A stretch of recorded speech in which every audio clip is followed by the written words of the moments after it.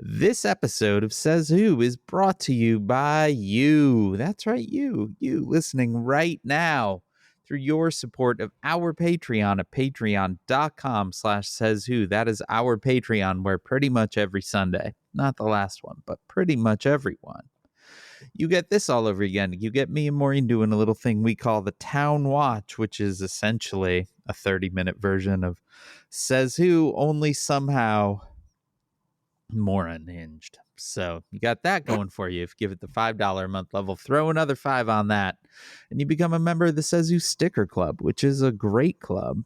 You get a sticker in the mail every month. I make it for you. I pack it for you. I send it to you. It's a great sticker. It's a great club.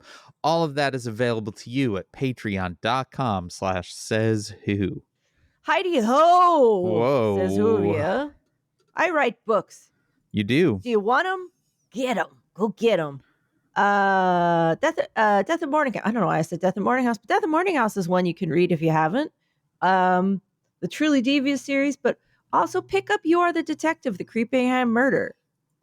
It's a good gift, you guys. It is a great gift. Also, it's so extra spooky. You can basically buy it as a Halloween decoration. It's true. It kind of is like you could just put that in your window. Or you could buy like a case of them and give them out. Put them in children's bags. Give them to children. They go by. So you sit, when they come to the door, they go, ding dong, it's give me candy. You go, read this book, fucker. And you slap it in their bag. There you go. Say, what are you, a ghost? And they go, no, baby Yoda. And you go, well, right, read a fucking book for once in your fucking life. I'm 4. Okay, well, start now, kiddo. Yeah. TikTok. I'm hippity hop. This all right. Well, yeah. If you want to buy Maureen's book and you want to do it on the internet because it's handy, buying things on the internet is handy. Is there a piece of mouse poo on this? If you want to buy my books now, buy them from some friends. Don't buy them from fly. Jeff Bezos. Sorry, I just got never. If you want to buy my books now, buy it from some friends. Buy it from bookshop.org now instead of Bezos. There you go. Yeah, you can go to kickbezosintheballs.org. That's our own little bookshop. And you can literally click one thing and order Maureen's books. Just click one thing. Click one thing. I mean, it's the cover of the book. Click that. Don't just click anything randomly. But kickbezosintheballs.org. Sorry, I got distracted by the fact that I have a lot of crafting materials on my workbench right now. And this white piece of felt had a little lozenge-shaped dark thing on it, and I was like, "Oh no, is that a mouse poo?" But it wasn't. It was. What was it? It was a fly husk. How's it going, Dan? So it's going better than if it was a mouse poo. I'll give you that. I thought it was a mouse poo, but it's just the exoskeleton of a fly, a deceased fly. Oh, I could save that for later. Anyway, kickbezosintheballs.org. And while you're shopping on the internet, you can go to merch.sayswhopodcast.com, where we have a whole bunch of Says Who merchandise you can order for yourself or for a friend or for, whatever. And you can go to shop.dansinker.com, where I sell some patches and some shirts and some stickers, and I would appreciate you buying a thing. The internet, it has things you can buy. If you want them. Yeah. That's the new internet slogan. I like it. It has things you can buy if you want them.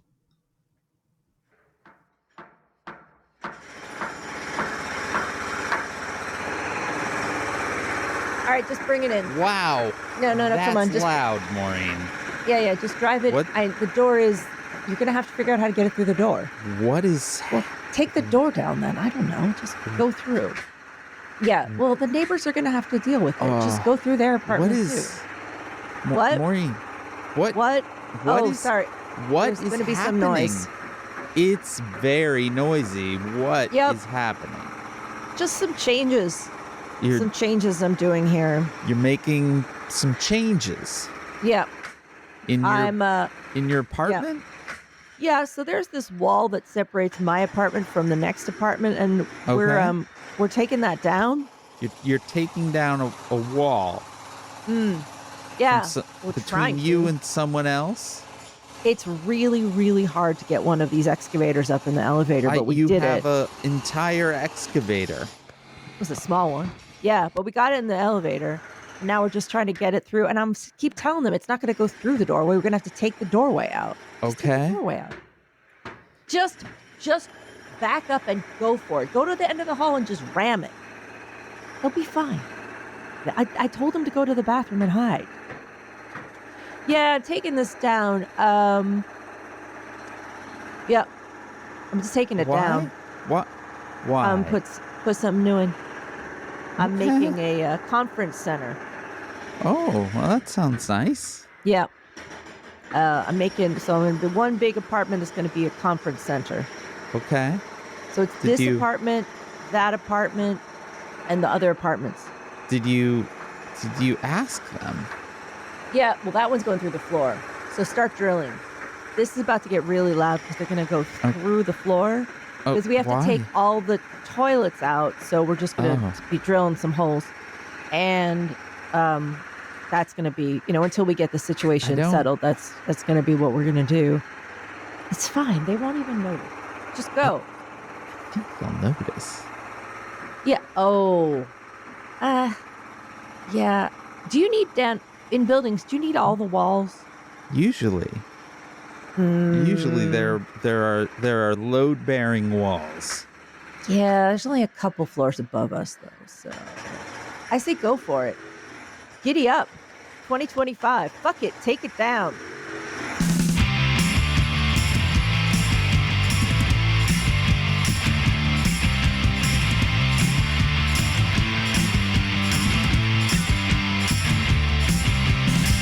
Welcome.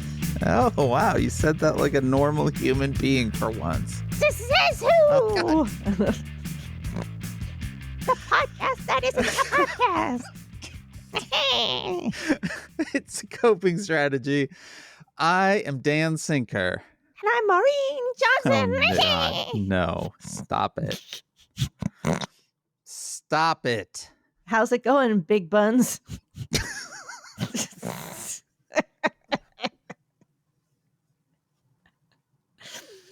It's been a weird week, Dan. This is what we'll talk about. It's been a weird couple weeks. Oh, it has. You will recall that me and Maureen recorded an entire episode of Says Who last week, and then I listened back to it, and one, it triggered an anxiety attack in me, and two, I realized I could not release that episode because it was too revealing of information. Yeah. So yeah, sorry you guys. We did record last week. We had a whole ass episode, and it was I mean, having been through it, it was extraordinary. And at the time, I was like, I'm surprised he's doing this, but yeah, I was like, okay, let's And then I got a note later in the day. Dan said, we can't put this out. But it had to do with ICE and Chicago and Dan being a hell of a guy last week. But we had to take that one off the air. Yeah. Last week, kind of accidentally, I was involved in helping some kids. And literally at the moment we were supposed to be recording. And so I came back absolutely flooded in adrenaline. Yeah, he really was. And immediately was like, let's just do it live. And turns out that wasn't the right decision. I mean, you needed to go through it. I did. I mean, that's the thing. Sort of my journalist brain kicked in, and I was like, I need to capture exactly what happened in excruciatingly minute detail. And I did, but that's not coming out in the world because that's a little too much detail. It was a lot of detail. But I'm glad you have it actually for reference. No, it's a good thing to have, but it was also a good decision. I edited it, and I was literally getting to the point of posting the episode, and I was like, I've just started to listen back to it, and first I literally, like, my heart rate shot up as I was listening. And then I was like, this is not. I had come down completely from the adrenaline of earlier in the day. And I was like, this is not something that can come out. And so I had to call an audible. I think I sent you a note at like 9:30 my time, like 10:30 your time. It was like, it's not coming out. So, And I said, good call. yeah, it was the right call. But I was a little surprised that you wanted. I was a little surprised, but ultimately when I saw that you decided not to put it out. But I'm glad we did it, because yeah, I'm glad you have it, and because Dan was going through it, but the episode went down for a very good cause. Let me just say that. yeah, definitely. It went down for a But good Maureen cause. Johnson, Yeah. how are you? In all candidness, I'm not to say it's not a bad.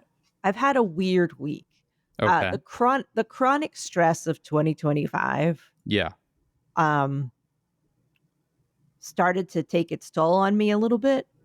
The Yeah. chronic part really being the operative word. And also this time of year is the toughest. The shift into November, there's something that does seem to really happen to me. So it was just building and building, and I got very tired, and I wasn't sleeping through the night, and I got really bad stomach pain, and I was kind of getting a little faint a lot. Yeah. So I was I'm like, wow, I'm really running. All I could kind of repeat was like, I'm running on an empty gas tank. I am so fucking tired. And so I went to acupuncture finally after a week. Okay. And went to a new place. The woman was amazing. Okay. She's like, we're really going to go for it.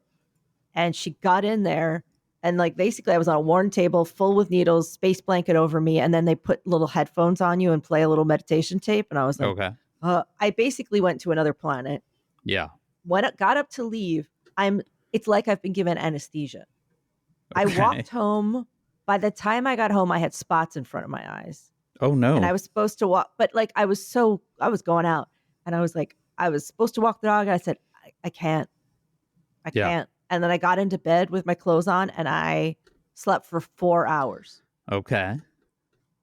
And then my stomach started to hurt a little less. Yeah. And then it basically, I'm not going to get into the gross details, but like, That's my body was like, let's expel all this tension. I'm going to flood you with like all the released hormones and trapped energy is going to run buck wild through your body for a little bit. Yeah. So the next day I try to sleep. No good. Like, I sleep from 1 a.m. till 3 a.m. Wake up, Yikes. massive anxiety attack. Yeah. But I was just like, anxiety attack. I'm like, oh, hey, buddy. It's like a big goofy Bugs Bunny monster. I'm like, oh, hey, you know that big red one that he does its nails? That's what I always think anxiety looks like. I'm like, hey, buddy, what are you doing? Are you waking me up? All right. So I was like, well, maybe this is just what I came into my office, and I was like, maybe this is just what I do now. Maybe I just have this kind of, like they did in the Middle Ages, where you would, have a second your sleep awake time. Yeah. So Dan, I did my sensible thing. I made my list of all the self-care things. Okay. Yoga. You did this in the middle of the night? Yeah, I got up and just started reading. I was like, it's 3 a.m. I was wide awake. Yeah. I was like, there's nothing else for me to do. So I have this, it's not a journal. It's the Cognitive Behavioral Therapy Notebook, where I like you break how you're down. always like, it's not a journal. It's not a journal, but I actually did all my exercises where you write down what happened, and you like break down how you think about it. Yeah. And like what to know. I did that. And then, so I was like, okay, meditation, make sure to do yoga, drink lots of water because your blood pressure is low, do your meditation notebook, get out your I made my list. Around 7, I was like, I could probably try to go back to bed, but as I think that I'm not going to make it through the day. Yeah. if I woke up after 2 or 3 hours of sleep at 3 a.m., this is not going to be like a day that works. So I fall asleep at 7 a.m. Then I wake up at 10:30. Okay. So everything is like the whole week has been just like, this is absurd. I had to Yeah. write to my doctor about it because I'm like, yeah, kind of. I mean, you told me to tell you if I was feeling faint a bunch. Yeah. TLDR, guys, it is not a complaint. This is just a recognition, because also everyone I know is in crisis. Yeah. Is that I was like, oh, this is the chronic stress plus there's a lot going on here, and like the hardest time of the year for me is this like switch over, but it just got. And then there was something about, and I don't know why, Mm-hmm. something about the just taking down that east wing. Yeah. It's not like I give two fucks about it. Right. I'm not like, oh no, not the east wing, but Right. there's something about like, oh, okay. Yeah. It's It's a little too on the acting nose. without impunity. Yeah. In a very obvious and easy to understand way, like, yeah, just pulling a backhoe up and ripping the whole thing down. Yeah. It's like cutting the head off it's like we're gonna saw the head off the Statue of Liberty just to fuck with it. Like, just. Yeah. So Yeah. so there was a march and he got mad. So he had commissioned a video of him shitting on everyone and knocked down part of the White House. It's good. I'm like, this is not sustainable. No. It's not sustainable. No. That's why just shout out to everyone right now. The thing is that everything changes. So feelings go up and down. Chronic stress can be broken. Yeah. But it's important right now more than ever to really take care of your health, because there's a lot of like gritting our teeth and going, we're fine, but we're not fine. Like, nobody I know is fine. No. And if someone was fine, I'd be like, get away from me, Satan. Like, what are you doing? what's going on with you?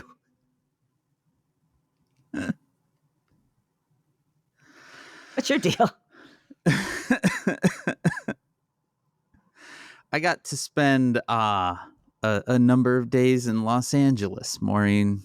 I got to have my very favorite breakfast tacos 3 days in a row.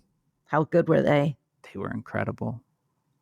The unsung hero of the whole Guisado's breakfast, though, is the cold brew horchata that you get. Oh, it's incredible. Fuck yeah. Yeah, it was great. It was very nice. And I was staying in this very small hotel room in downtown LA where the like blackout shade is like mounted in the window frame and is on a track, right? Mm-hmm. And so when it's down, it is like hermetically sealed. Your room is like pitch black. And so it was very disorienting every morning, kind of waking up and being like, what is going, how am I, what? And like the way you raise the shade is through a switch next to your bed, but there are like 5 identical switches that are also black. So you can't see them at all. So you're just sort of hitting things randomly until finally you hit the right thing. And then you realize like, oh, it's actually light outside. I could be up. Was it sunny? Is it nice? It was gorgeous. It was like in the 70s during the day, and then it would get down to like the mid 50s at night. So like you could have a little jacket, and it was great. It was nice to get a break from the intensity of what Chicago is right now. And it was nice to be able to, sort of eat some good food and talk with some folks that I haven't talked in a while. I got to go to a art exhibit, the horror punk metal band theatrical horror punk metal band Gwar, Whoa. who had been around for like 40 years, had a 40th anniversary retrospective show up at a Wow. gallery in LA, where they wear these extremely elaborate like rubber costumes, and their shows are mostly notable for the fact that they just spray fake blood onto the audience for, basically the entire duration of the show. But they have these very elaborate sets and very elaborate costumes that are all kind of handmade.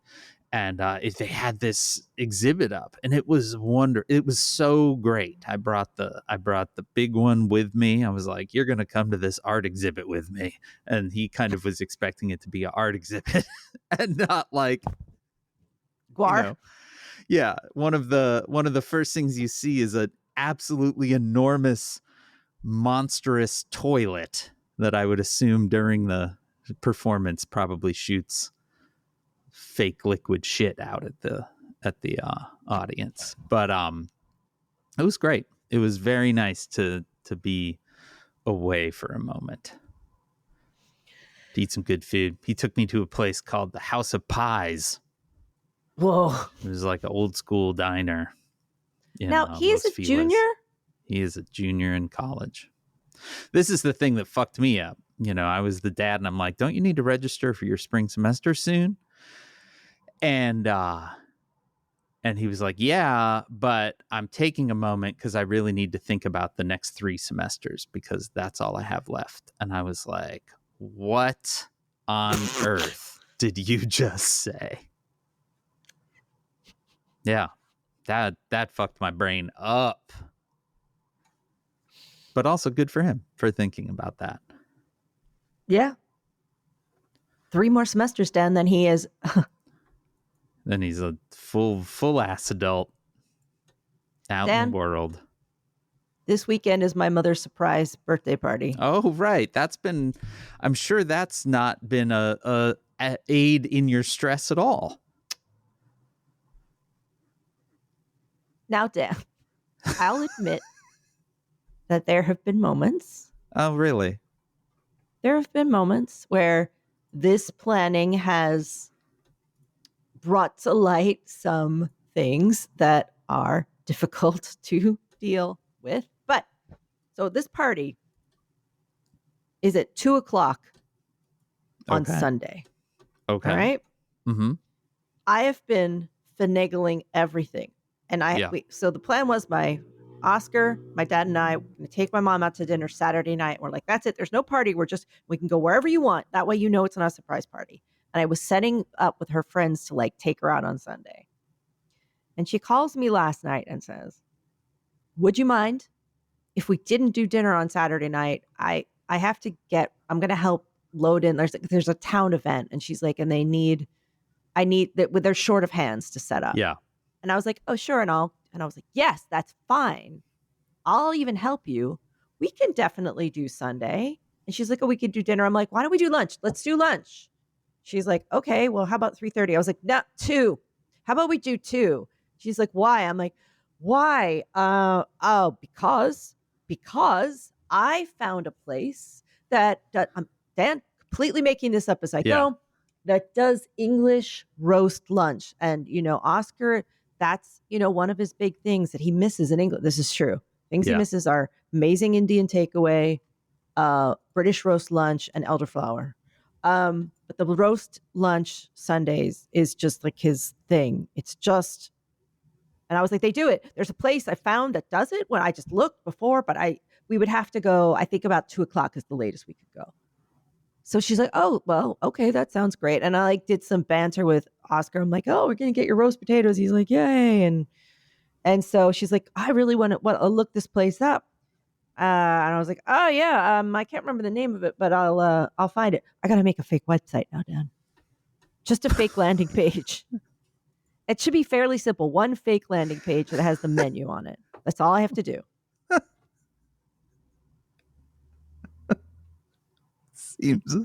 Seems useful. She's going to keep asking. So I'm going to have to just what I'm going to do is make a fake landing page for the actual place that we're going to. That's just like special fall English roast lunch. And I'll have like a menu, and it'll be like seating times at noon, 1 and 2. So it'll be like, that's the last time we could do is 2. So, but this eliminates so many problems because I did not know how, once my mom got out of the house, how I was going to corral my father into a car in time to like beat her to the place. Okay. Without telling her friends to like say they got a flat tire or something. But in any case, when this is over, that will be a relief. And she keeps saying to me, she's like, you better not be planning a party. Like she's, you better not be planning a party.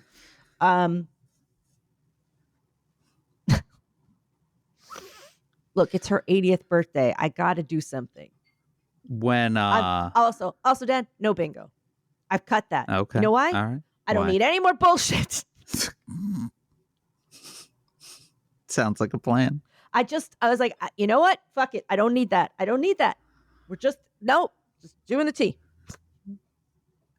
When I turned 40, Janice planned a surprise party for me that was going to be held at a friend's office. And I had previous plan to meet that friend and a couple other friends for drinks that evening. And it turned out that my mom had hip replacement surgery earlier that day. And so I was like, I got to go visit my mom in the hospital. And I'm going to bring the teen, or he wasn't even a teen then. Maybe he was a teen. No, he was not a teen. And bring the kid with me to visit her too. And Janice was like, okay, I've got some things I have to do. But yeah, go ahead. Right. So this was not the plan. We have one car, and she needed a car to be able to go pick some stuff up. And the kid was supposed to be going to the party too. But she couldn't be like, no, you can't visit your mom in the hospital. So she had to surreptitiously go and walk to a car rental place and rent a car because she needed her own vehicle. Then she had already sort of arranged that I was going to drop the kid at his friend's house, and he was going to be staying at his friend's house that evening. And so I dropped the kid at the friend's house. Little did I know that she had also arranged, because she did not have the ability to go get him, for another friend of ours to be waiting, watching me drop the kid. And then when I pulled away, he pulled up and the kid got in the car with him. And so it was like she had to, on the fly that day, basically come up with all of these contingency plans, because I was suddenly doing things that had not been planned. And I finally go and I meet my friends at this bar. And then one of them is like, oh, you know what? I left my bag at the office. So can we walk back to the office? And we get there and boom, big surprise. Especially like the kid that I had dropped off like an hour before was there. And that's amazing. It was amazing. I mean, it was amazing. And also she's always like, I cannot believe that you ended up taking the car. But. Well, Dan, it'll be over next week. It will be over. You will get it done. We got very good attendance. People are flying in for it. Wow. Yeah. It's a good thing your mom doesn't listen to this podcast. Yeah, she doesn't really know what podcasts are. So all I have to do is build that landing page, which is actually much easier than all the other shit I had to do. Because all it has to have is a set menu on it. It'll be like one image, like, here's the menu. That's it. That's all I have to do. It's not that hard, right? I mean, sure. The main problem will be the Domain. URL. Yeah, Yeah. I thought about that. I figured Namecheap, I should be able to get something like the name of this restaurant, BritishSundayLunch.com or something, like Right. something very bespoke for, a couple bucks. Amazing. That's exciting. I can't wait for you to share the URL of that website. Yeah, I can put I'm it up on excited to the. see it. I'm excited to see that. Especially what I should be able to do is leave a spot for you guys can put reviews in. It's definitely time well spent. Just like if we could just had a little spot, you guys would be like best roast I've ever had. There's That a would be incredible. fancy British steakhouse here in Chicago that opened British relatively recently. steakhouse, not known for steakhouses. Well, it is. I don't know what its deal is, but it has Sunday roast, and It's like they have been throwing me Instagram ads for a while. There's like one in London and one here, and it's called like Hawksmoor or something. oh, there is a Hawksmoor here in New York. No, maybe it's not the same thing, Yeah. but actually, Hawksmoor is the title of a book that I've been trying to read and have not been able to get a paper and just ordered the paperback edition of. Well, there you go. Wow, I'm being haunted by Hawksmoor. Apparently. So yeah, he's very. I never really understood the sacredness of the British roast lunch. There's a place in London that does a complete vegan version, but you get the full thing. I bet some that's pub great. where you can do a big vegan roast lunch. I think I've told this story before, but there was years and years ago, we did like a little trip through kind of rural England, and we pulled in on a Sunday to the B&B that we were staying at, which was like connected to a pub. And we were in a very small town and nothing was open and we were starving. It had been a long drive. And we went to the pub and we were like, we need any food that you have. And they were like, well, we already did Sunday roast. We don't have food tonight. And then the guy, I guess, could see the look on our faces. And he was like, well, I suppose I do have some kind of leftover roast. I could make you a few sandwiches. And we were like, oh my God, that would be incredible. Thank you. And so we like sat at a table. This was in like mid-November. So it was cool and chilly. And we were by the water. So it was especially cool and chilly. And like we sat by the fire and we had a few pints. And then he comes out with this tray of the greatest sandwiches I've ever eaten in my life. Like they were incredible and beautiful. And so I have fond memories of the Sunday roast, despite not actually having had the Sunday roast. And this is the last thing, Dan, before we get to the news. Yeah. When Oscar used to live in Guilford, they had a big kind of street fair occasionally, lots of vendors. But once a month, the special food truck would arrive that only did one thing. Okay. Which was roast pork sandwiches. Mm. And the roast pork sandwich truck would pull up. It was like roast pork, I guess, and cranberry sauce. And it was like a full, that's all it sold. Yum. And I don't eat that, but I could appreciate the smell and the line of people lining up with this look of joy on their face that the roast pork sandwich truck had arrived. Like, it's here, the roast pork sandwich truck. Yum. And this has been Says Who, and there's nothing else going on. Nothing else whatsoever going on. Maureen Johnson, I want to start by talking about the city of Chicago. That's where I would like to start always in my life. Yeah. But we have been going through it as forementioned before. Last week's episode got a little bit turned upside down by the fact that ICE was doing their smash and grab jobs in the very place where I live. They have been hitting across the city pretty much every day. pulling up, grabbing folks, screeching off before you even know what happened. I mean, it is literally like a gang of thieves driving around. They are hitting all over the city. On Friday, I was in Los Angeles, but the most extraordinary thing happened, which is they tear gassed the Lakeview neighborhood, which is a very nice neighborhood in Chicago.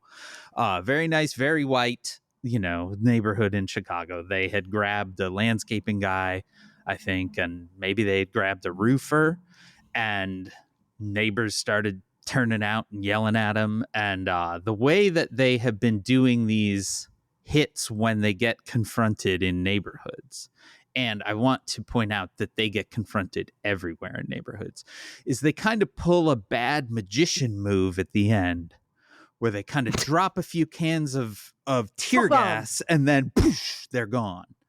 It's like their parting gift is to gas a neighborhood. So they gassed the Lakeview neighborhood. And then they just kept cruising around in that area. They arrested a guy who's like the night manager at a comedy club who, as far as anyone can say, had just sort of stepped outside to find out what was happening. Later, they snatched someone out of a gas station across the street from the Latin School, which is like the fanciest private school in Chicago. It's like where like the most politically connected and richest people send their kids. So the Latin School got locked down because ICE was literally across the street from them. And it's extraordinary to me. Like, they could be doing what they did the day before, Thursday, where they had a massive roundup in the Little Village neighborhood, which is a heavily Mexican neighborhood on the far west side of the city.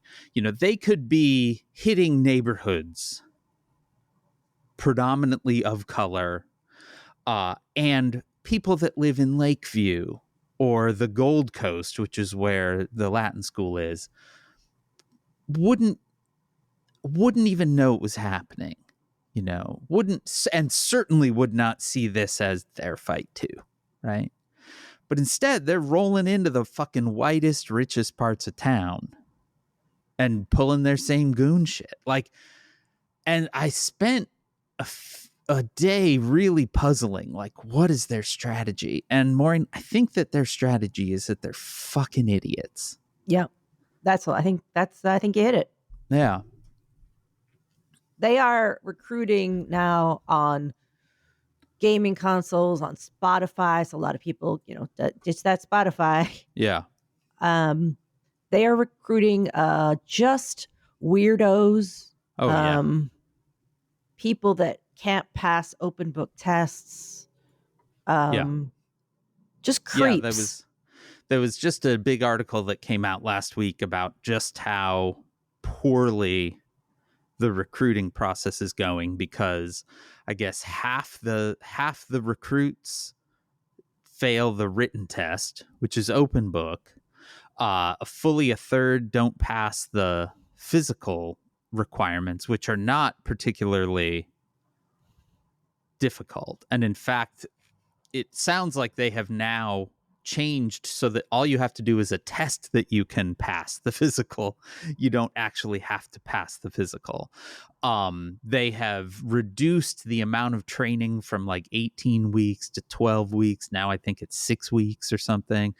Maybe it's days now that I said those numbers. But yeah, they're not pulling the best and the brightest. That's for sure. No, they are. They're pulling exactly who you think they're pulling. Yeah. Just the angry incel losers. Yeah. Only unless you're joining ICE to break it down from the inside. Yeah. Unless you're there to sabotage it, it's. I appreciate even the people that are like, but they gave me $50,000 and I needed it. I don't know, take it and don't show up. There's an amazing video. I mean, the other thing about them is that by and large, they are cowards, right? Like they are fleeing very, very quickly and easily, which is appreciated. Like, thank you for leaving. They get confronted. Like, so one of the things that I love about the city of Chicago is that people are showing up and just reading these people to filth. Like, just absolutely going off on them. They tear gassed a different neighborhood, the old Irving Park neighborhood, which also is fancy, on Saturday. And there are all of these videos of people. It was Saturday morning. And there are all these videos where people are out there. Like, there's one guy in Halloween pajama pants and no shoes. And he is just absolutely fucking swearing a blue streak at them, and eventually they pop up or they leave. But there's the video that I love the most is from a western suburb called Wheeling, where there's a guy who is just fearless, number one, but is fully in their face, and he's just yelling at them. You broke bitch, you needed that $50,000 so bad. What's your Venmo? I'll PayPal you some money, you broke bitch. He's just going off, and then eventually he's like, what are you gonna do? Are you gonna shoot me? Fucking I'll die for this place. Like, wow. Yeah. And they literally just are like backing up, get in their minivan and drive off. I'll Venmo you. What's your Venmo?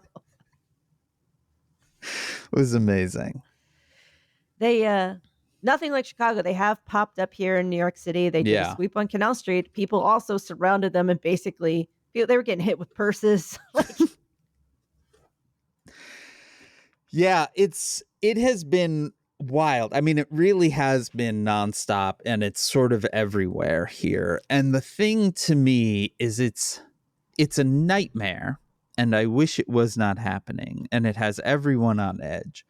But it also is seeing how quickly people organized, seeing how cross-cutting that organizing has been. I mean, it's like literally everyone in the city stepping up. You know, they have the distribution of whistles, which is sort of like the first alert for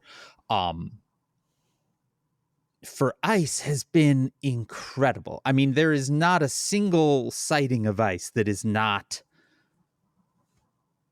accompanied by just a chorus of whistles and you've car heard this. horn honkings. You know, I mean, it's been pretty close to you.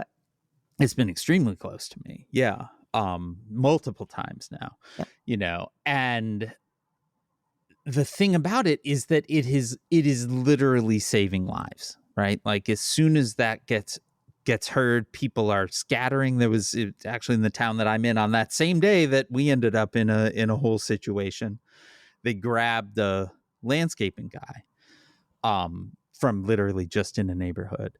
And the whistles, you know, rang out immediately, and there were other workmen on that street that just like got into the house. The guy was doing a house painting job on the outside, and the whistles went out, and the guy that owned the house opened the door and was like, get in here, you know, and got the guy in.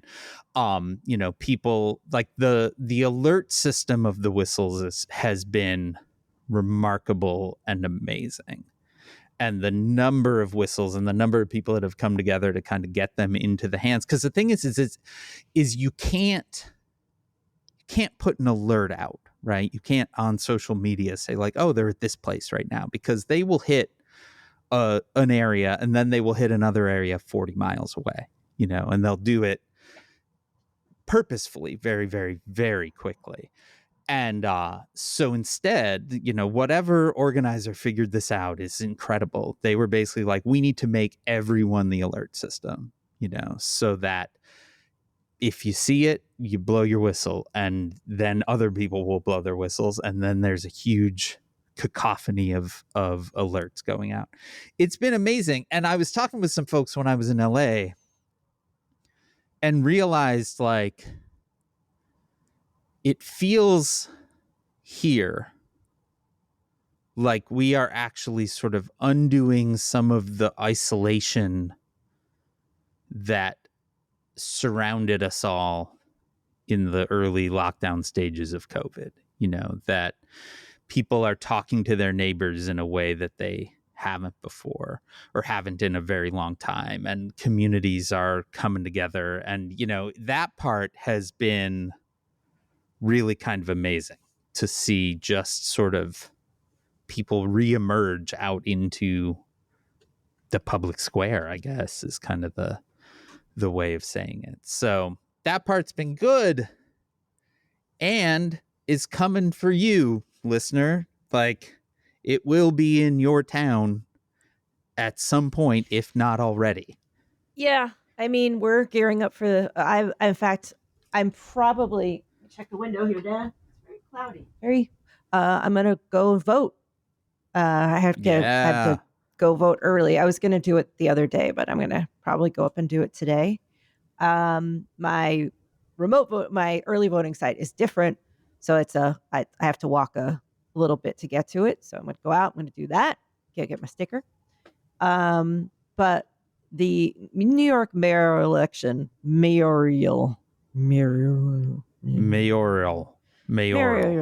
You can say it, but then if you stop and think about it, you're toast. Mayoral. But think about it. Mayoral. Yeah, you don't do it. Don't try it. Yeah. Just say mayoral. It's easy. You know how there's some things you can only learn when you're drunk? Do you ever do this? You can learn certain rhymes. Yeah, there was like a rhyme that you could only learn and do when you were drunk, but when you were sober, you couldn't do it. This is a big college thing. Okay. It was a thing. I remember it was like a definite thing. It was like, we'd be like, you can only learn this right now and you will not remember it when you are sober. And then you would be sober and be like, what was that? It was like stinky, tinky, doo, doo, doo, doo, doo. Anyway, the mayoral election. Mayoral. Oh, God. It's easy. Mayoral. No. Mayoral. No. There you go. Yeah. Mayoral election. What? Stop it. You're changing it every time. No, I'm not. Yes, you are. You demon. Stop it, Big Buns. So anyway.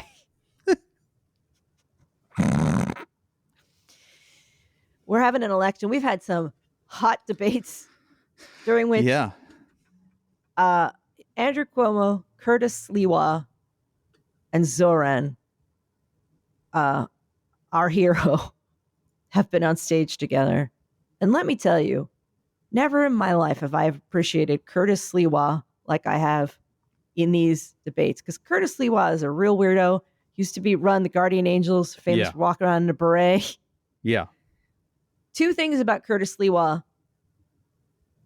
A man I do not appreciate, I have appreciated on that stage. One, that guy, as much he gives Zoran a lot of shit, he hates Andrew Cuomo.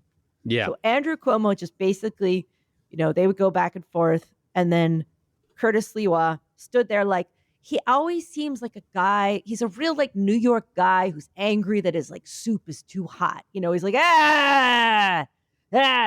So there'd be a debate. And then he would turn to Cuomo and go, I know your father and you're not your father. You're a piece of shit. And then in the middle of it, while this is going on, he's like, I'm the candidate that if anyone abuses their animals, they're going right to jail. And I was like, wait a minute. Come closer, Curtis. That's what they do. They say one good thing. You're like, do that. Everyone else do that. Because he's like, I protect all the cats and the dogs and all the other animals. And I'm like, just everyone adopt that one. Take that position, okay? Just everyone telling Andrew Cuomo he's a piece of shit. Yeah. Has been a real delight. That part has been, from afar, it's been real heartwarming. So I can only imagine how it must feel close in. We are living a sitcom episode of Everyone Hates Cuomo, and except that there's like this weird crowd of people that have been like, we love him. Yeah. He's our champion. He's our knight in shining armor. What a mess. But anyway, this election is spicy, and I think once that's over, New York is going to get spicy. But Dan. Yeah. Who needs a government? Ours isn't even on right now. That's Power it correct. down. The government has been shut down for nearly a month, seemingly no resolution coming anytime soon. I feel like everyone has kind of stopped even talking about it. 40 million people are about to have their SNAP benefits cut off. That's their food stamps.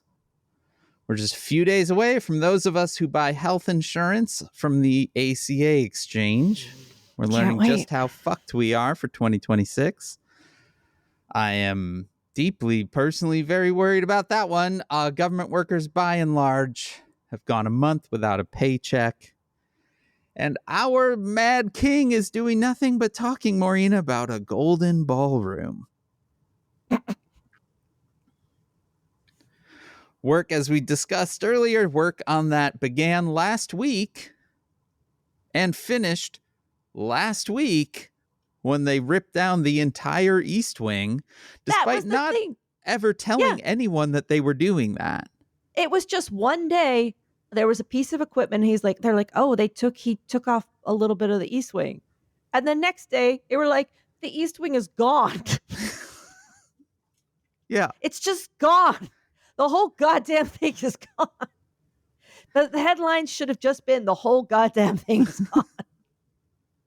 For those of you that are homeowners, you know how long it takes. For those of you that aren't, doing simple things to your house, especially the external part of your house, is a very long, very arduous process of getting permits and inspections and that sort of thing. But apparently, you can just wheel an excavator up to the White House and rip down whatever you want.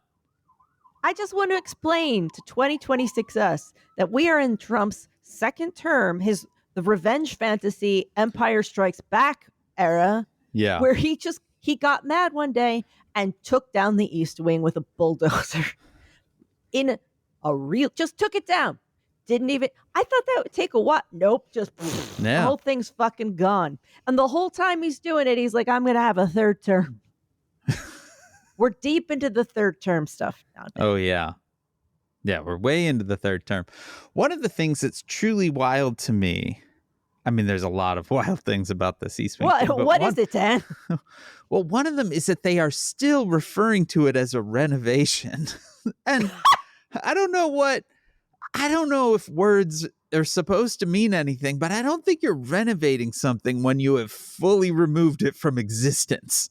Dan, if you've ever watched the end of the show Little House on the Prairie, where the town fills every building with dynamite and systematically pushes the plungers down, that's when they renovated the town. Yeah.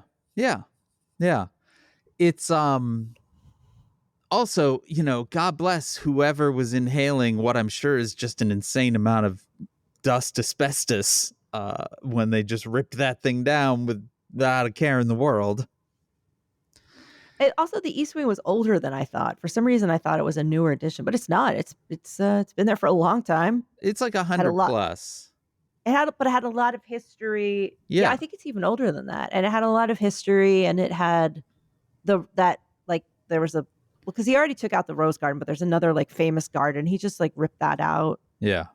So all these things people go to see, that Carter that's always in pictures, that's all gone. Yeah. It's not like I was like, oh, the White House, so dear to me. Right. But it was kind of like I was in New York on 9/11, and that whole week was a stressful week, Dan. That wasn't. And it was why is that? I went through a lot that week, Dan. With everyone else, we were all like, this is quite a lot. But all that week, there was bomb threats constantly. That was the thing. After that, they're like, someone's going to blow this up. Someone's going to blow this up. And I remember one night they were like, someone's going to blow up the Empire State Building. And I remember getting so angry. Yeah. It was like, how dare you? I don't know. There was something about it. I was like, no, don't do that. Yeah. There's something about taking down certain symbols of your whatever something means to you. And I mean, I think,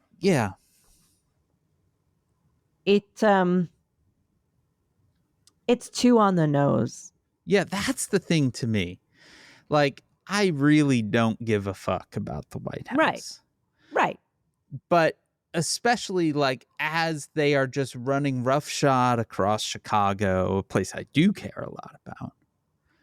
Just the metaphor is so fucking on the nose. Yeah, it's too much. It's too direct. And that's I think the thing is it's just like it's too perfect a summation of everything that it was hard to take. The other thing though, Maureen, is this ballroom is weird. Like the size of it keeps changing. They keep talking about different numbers of people that'll be in it. The square footage seems to be fairly amorphous. Somewhere for 40, 10,000. Yeah, he's kind of shown some internal renderings like just that are printouts, and they are inconsistent from like view to view, in a very strange way.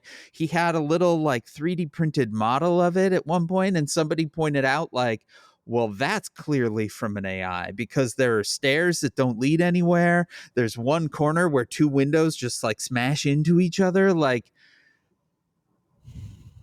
it's a very strange thing to have pulled down an entire building to build a new building, and there seems to be no actual plan for what that building is.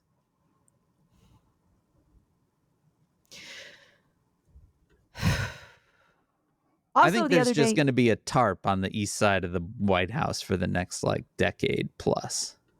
Well, Dan, we didn't have tears down part of the White House on our Says Who shoe we bingo. Did not. It's actually looking at that little like bingo card. Even seeing that feels like we were just dumb babies. Quaint. Yeah, it's quaint. Our imagination was nowhere near as expansive as it perhaps should have been.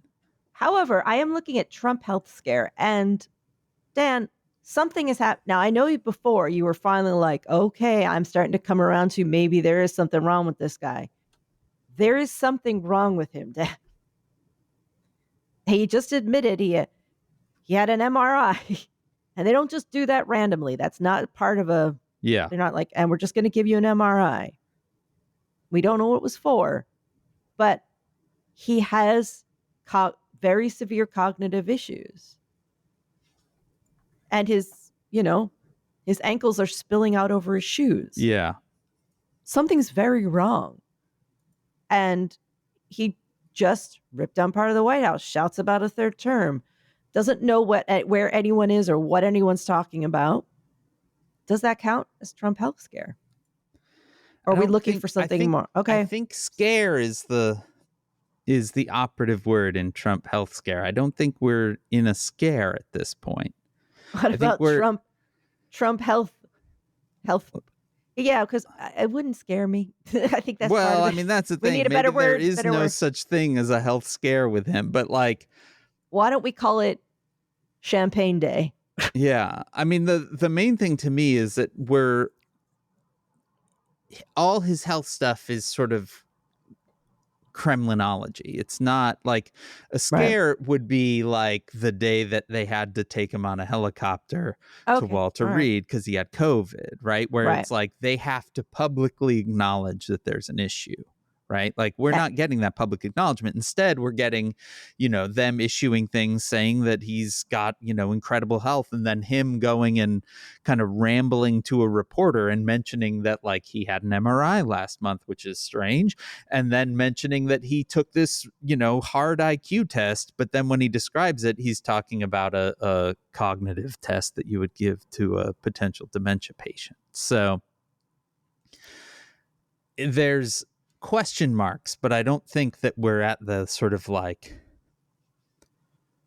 we know that there's an issue. We know that there's an issue, but we know that there's an issue. I mean, but it also could just be an issue called he's old, because he's old. Yeah, but there's old and then there's whatever this is. Yeah. Well, he's old and doing a job that you probably shouldn't do when you're 80 years old. And we learned this lesson already once. Yeah, it's a very, very stressful. It's Yeah. even if you don't really do it, it's still very stressful. Yeah. And he's this is it's been anyway, Dan. Chronic stress. Let's all take care of each other. I'm going to build a landing page for a fake lunch. Man, it's cold in here. Weather's changed, Dan. I'm cold. All right. Brr. Well, Says Who is made possible by you through your support of our Patreon at patreon.com/sayswho. That is the place that you can help support and help make this happen. And we sure do appreciate when you do. And we appreciate you in that we give you a whole nother episode that you can listen to pretty much every Sunday. The thing that we call the Town Watch. That's at $5. At 10, you get a sticker in the mail. And it's a great sticker. And you get that whole Town Watch thing. It's all great. Patreon.com/sayswho. Our theme music was performed by Ted Leo. Our logo was designed by Darth. You can contact us at SaysWhopodcast.com on Blue Sky, at SaysWho at omfg.town on Mastodon. You can always email, good old email at hey, that's HEY, at SaysWhopodcast.com. You can join the discussion on Facebook at /group/SaysWhovians. Our Facebook group is moderated by Janice Dillard, and you can join the fan-run Discord server at tinyurl.com/SaysWho. Discord. Spread the word, subscribe, leave stars and reviews on Apple Podcasts, Spotify, YouTube, or wherever it is that you listen. You can join us next Wednesday, November 5th for our very next episode. And hey, guess what? If you were in Chicago on November 4th, come and see me read next Tuesday night at a very long-running reading series called Tuesday Funk that is held upstairs at the Hop Leaf in Andersonville. It is free to come. You have to be 21. Doors open at 7 o'clock. It's going to be a great time. They got like 5 or 6 great readers and me. So come and say hello. That's next Tuesday, the 4th of November. I have just received my schedule for Iceland Noir. Oh, yeah. So it literally came this morning. I am doing, I don't even know what I'm doing yet. I'm doing a panel and I'm doing a 101 interview. I'm going to have to learn how to pronounce some Icelandic names because I've gotten like the locations and I was like, I don't even have the first clue how to say that word, but I love the look of it. Oh, yeah. And also, if you are listening in Jamaica. Yeah, for real. We're thinking of you. It's, yeah. I don't even know what to say, but except that we are thinking of you. Well, everything's fine and normal. Oh, yeah. And also, we had no Town Watch last weekend. Sorry, Dan was in a driverless car in LA. I literally was. Man, I could talk about the robot cars for a long time. Is it? How do you get one? You have an app. Uh-huh.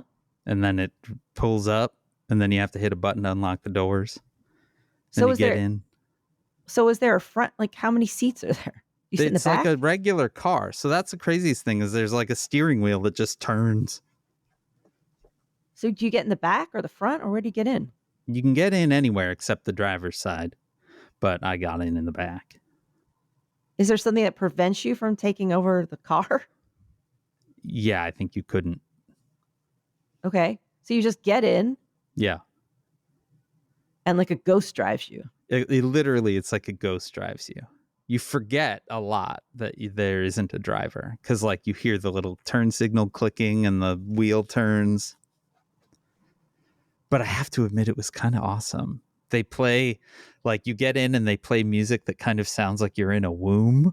And then you just go. Nobody talks to you. It doesn't smell weird. And it just takes you and then it just takes you where you're going. You have to prepay, like, so yeah, I guess it's just like a Lyft or Uber or whatever.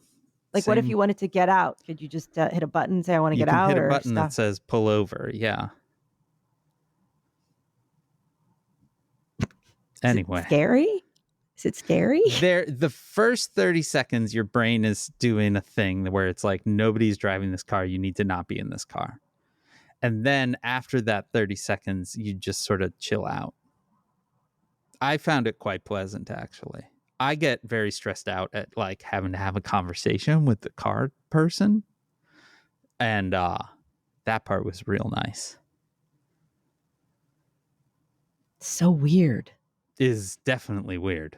But it also was like, oh, we're driving down Los Angeles. This person is driving 100% the speed limit, or this fake person, this ghost is driving the speed limit. They are like stopping for pedestrians and for like, it was like it felt like the safest drive I have ever had in Los Angeles.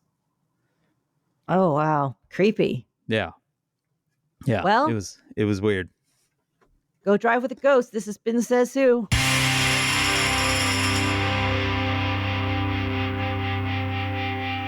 Ooh, happy Halloween. Oh, it is Happy Halloween. Ooh. I made a really good Garfield costume for the kids. It is for good. Halloween. I'm pretty happy with it. We just We're have to gonna be finish in- the tail tonight. We're going to be in Philly. It's So that always means good. that we'll be able to hand out, because in New York, we can't hand out candy to the kids because all the door knocking would drive the dog crazy. Yeah. But we'll be able to put her in the back so that the kids can come to the front of the house and it Well, won't that's be fun. And I got her a shark costume. Fun. It was on sale. It was like $9 at Petco. I'm like, you're going to be a shark for Halloween. Come on. Whether you like it or not. She's like, okay, what's a shark? What's a costume? What's Halloween? I'll go it. You'll go it. Thanks, Big Buns, and we're out.